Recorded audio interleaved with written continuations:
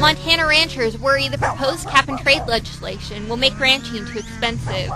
Third-generation Big Hole ranchers Vince Husted and Donna Husted-Himmelberger say the bill's tax on energy producers would increase the cost of fuel, fertilizer, and electricity. Practically everything we do involves some sort of use of energy. The ranchers use fuel to power the tractors that put up the 1,600 tons of hay needed to feed their livestock throughout the winter, fertilizer to help the hay grow, and electricity to heat the tractors and water troughs during the cold Montana winters. I could see that those kind of pressures in production costs could easily take the incentive away to keep ranching. Price of cattle, we really have no control over that. It would help if we did, but we don't. We have to take what we're given. And if the costs exceed the production of the cattle, it wouldn't be worth continuing to do what we do.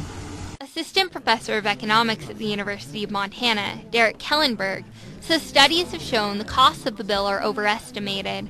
Depending on how the allowances are allocated, if they are auctioned and they generate revenues, those revenues can be used to be recycled back to consumers in the form of energy subsidies to help compensate for the higher energy costs. So the overall costs on the average household typically will not be more than maybe 1% to 2% per year. The House Taxation Chairman for Montana, Representative Bob Lake of Hamilton, says the bill would significantly damage Montana's three largest industries: agriculture, mining, and oil production. He says if the cap and trade bill passes, the legislator will look at restructuring the state taxes for those industries to help offset the cost, and that would reduce state revenue. It's going to have a very detrimental effect to the state of Montana running as a state.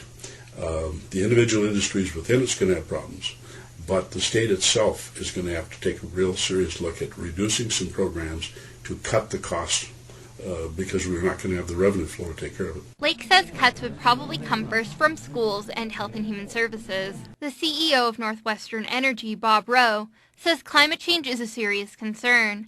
However, parts of the legislation need to be reevaluated. The company sent out letters to customers stating facts about the legislation and made suggestions to the Senate.